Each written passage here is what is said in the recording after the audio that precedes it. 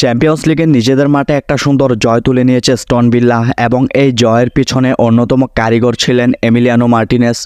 অবশ্যই man of the match হওয়া জন ডোরেনের কথা বলতে হবে। জন ডোরেন যে জায়গা থেকে শটটা নিয়েছিলেন সেই জায়গা থেকে তিনি ম্যানুয়াল নয়ারকে পরাস্ত করে গোলবারের ভিতর ঢুকিয়েছিলেন সেই শটটা।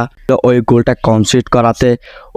কনসিড করার সময় ম্যানুয়াল নয়ার অনেকটাই উপরে উঠে এসেছিলেন, সেই জন্য জন এবং অ্যাস্টন ভিল্লা তাদের নিজেদের মাঠে বায়ার্ন মিউনিখকে 1-0 ব্যবধানে হারিয়ে দিয়েছিল সেদিন। এবং অ্যাস্টন ভিল্লা জেতার পিছনে অন্যতম কারিগর হচ্ছেন এমিলিয়ানো মার্টিনেজ। 7টা সেভ দিয়েছেন ওই দিন তিনি। হ্যারি কেইনের মতো প্লেয়ারকে তিনি ব্যর্থ করেছেন গোল করতে। এবং অপরদিকে বিশ্বসেরা গোলকিপার ম্যানুয়েল নয়ার থাকার সত্ত্বেও ওই দিন কিন্তু সবার চোখ ছিল এমিলিয়ানো মার্টিনেজের দিকে। এমিলিয়ানো মার্টিনেজ জাতীয় পর্যায়ের নিষেধাজ্ঞা চলছে, তার 2 ম্যাচ তিনি খেলতে পারবে না। এই জন্য হয়তো অনেকে মনে করেছিলেন যে তিনি মানসিকভাবে একটু দুর্বল থাকবেন, কিন্তু না, এমি মার্টিনেজকে যারা কাছে থেকে চিনেন, যারা ওনার খেলার দিলে একজন গোলকিপার, তিনি যে কোনো পরিস্থিতিতেই মানিয়ে নিতে পারেন।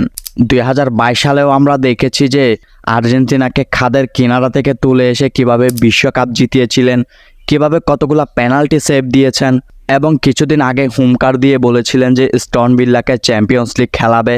সেই চ্যাম্পিয়ন্স লিগে এসে যেন এমিলিয়ানো মার্টিনেজ হয়ে গেলেন অপ্রতিরোধ্য। এবং এই ম্যাচে 7টার পাশাপাশি অনেকগুলো ছিল 1 ভার্সেস 1 সিচুয়েশনে, যেগুলো এমিলিয়ানো মার্টিনেজ ঠেকিয়ে দিয়েছেন। এবং বলতে গেলে গোলবার থেকে তিনি একাই ঠেকিয়ে রেখেছিলেন বায়ার্ন মিউনিখকে। যে বায়ার্ন মিউনিখ এর আগের ম্যাচে 9টা গোল দিয়ে উড়িয়ে দিয়েছিল একটা ক্লাবকে, সেই বায়ার্ন মিউনিখকে যেন একাই রুখে দিয়েছিলেন এমিলিয়ানো মার্টিনেজ। আগেও বলেছিলাম, এখনও বলতেছি, এমিলিয়ানো মার্টিনেজ হচ্ছেন একজন ওয়ান ম্যান আর্মি। তাকে নিয়ে যতই বলবো ততই কম বলা হবে। এবং একজন গোলকিপার এবং ক্যাপ্টেন হয়ে কিভাবে নিচ থেকে তার দলকে গুছিয়ে রাখতে হয় সেটাই যেন শিখিয়ে যাচ্ছেন এমিলিয়ানো মার্টিনেজ। এবং আমরা সবাই দেখতেছি যে অ্যাস্টন ভিল্লাকে কিভাবে খাদের কিনারা থেকে তুলে আনছেন এমিলিয়ানো মার্টিনেজ। এবং এই চ্যাম্পিয়ন্স লিগে একটা ডার্ক হর্স হতে পারে এই অ্যাস্টন ভিল্লা, সেটা আগেও বলেছিলাম, এখনও বলছি। এই অ্যাস্টন ভিল্লাকে এত শক্তিশালী করার পিছনের কারিগর হচ্ছেন এমিলিয়ানো মার্টিনেজ। যখন থেকে এমিলিয়ানো মার্টিনেজ অ্যাস্টন ভিল্লাতে গিয়েছে তখন থেকেই আমরা দেখে আসছি যে ম্যাচের পর ম্যাচ একদম ম্যাচ সেরা পারফরমেন্স দিয়ে এই অ্যাস্টন ভিল্লাকে খাদের কিনারা থেকে তুলে এনেছেন এবং পিছন থেকে দলটাকে গুছিয়ে রেখেছেন।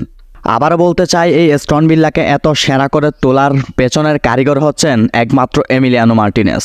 এবং এমিলিয়ানো মার্টিনেজ, আপনার আগামী দিনের জন্য শুভকামনা রইল।